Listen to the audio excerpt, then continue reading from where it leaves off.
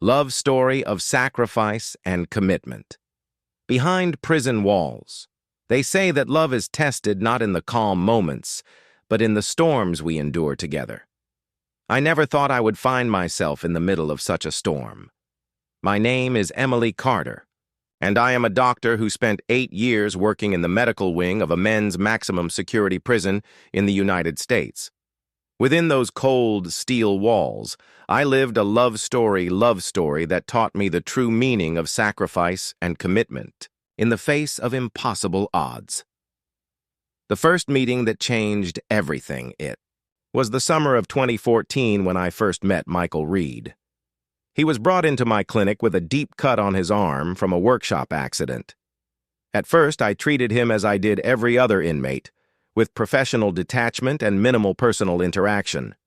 But when he thanked me, there was something in his voice, a quiet sincerity that made me look up. His file told me he had been convicted of armed robbery, but his eyes told me a different story. A man broken, yet not beyond repair. Early conversations. And unspoken respect over the weeks, I saw him return for follow-up treatments. We started talking, not about his crime, but about books, about the ocean he had never seen, and about the music his mother used to play on Sundays. These conversations were small, but they planted the seeds of a love story that would grow silently in the shadows of the prison. When care becomes commitment, prison was a place where emotions were dangerous and attachments could be exploited. But Michael and I found ways to communicate without raising suspicion. Sometimes it was through an extra moment of eye contact. Other times, it was in the way he asked how my day was, as if my answer mattered more than anything else in the world. Began to see the man he was trying to become. He signed up for every rehabilitation program available, refused to get involved in prison conflicts, and even became a mentor to younger inmates. This wasn't just for himself. It was for us. It was his way of showing that our love story deserved a future. Sacrifice in silence. For my part, I sacrificed more than I realized. I gave up transfers to better hospitals to stay near him.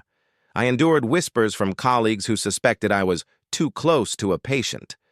Every decision was weighed against the risk of losing my job or my license, but my heart told me that some things are worth the risk. His sacrifices were no less significant. In the violent, politically charged world of prison life, choosing peace was dangerous. He faced threats from other inmates who saw his refusal to join their gangs as weakness. Yet he stood firm, knowing that every step toward self-betterment brought us closer to the day we could be together freely. Years marked by patience. Between 2014 and 2020, our relationship was built entirely on stolen moments and unspoken promises. I remember the day I brought him a book about oceanography, hidden among medical files. The joy in his eyes was worth every risk. It reminded me of the transformations described in this billionaire true love story, where love became the driving force behind change. Sometimes, when I walked past his cell during my rounds, he would leave me small sketches, drawings of beaches, lighthouses, and sunsets. He had never seen them in real life, but he drew them for me because he knew they were my favorite places.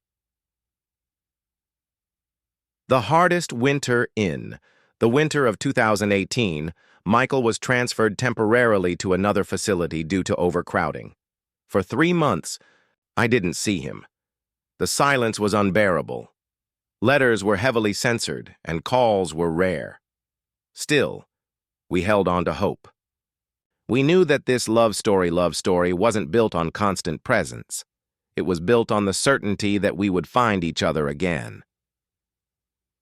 The night of the lockdown one night in 2019, a prison-wide lockdown trapped us in the medical wing.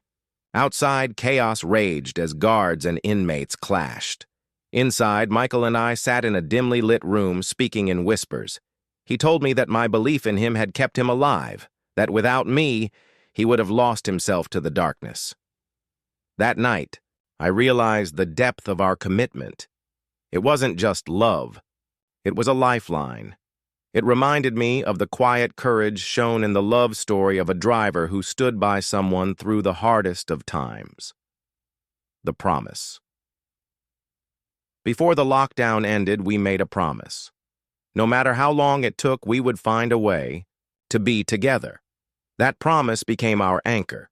Through every challenge, every rumor, every threat, we held on. Freedom and a new chapter in. Early 2022, Michael's parole hearing finally came. He had served 10 years of his sentence. I couldn't attend, but I waited in my car outside the prison gates for hours. When he walked out, the cold winter air didn't matter. For the first time, there were no walls, no guards, no rules, just us. We didn't speak at first, we didn't need to. We simply held each other, knowing that every sacrifice, every lonely night, every risk had been worth it. Life after the prison. Walls adjusting to life outside wasn't easy. Michael had to find work, rebuild relationships with his family, and prove to the world that he was more than his past. I stood by him through every setback, just as he had stood by me through years of uncertainty. Our love story wasn't perfect, but it was real, and that made it stronger than any obstacle we faced. Looking back now, years later, I still work as a doctor, but my greatest achievement isn't a medical breakthrough. It's the life we built together. People often ask if I regret the risks I took. My answer is always the same. Love worth having is love worth fighting for. This is our testament. That commitment isn't about grand gestures, but about showing up day after day, even when the world tells you to walk away. And sometimes, the greatest love story. Love story is the one you live quietly, with courage, until the day you can live it loudly.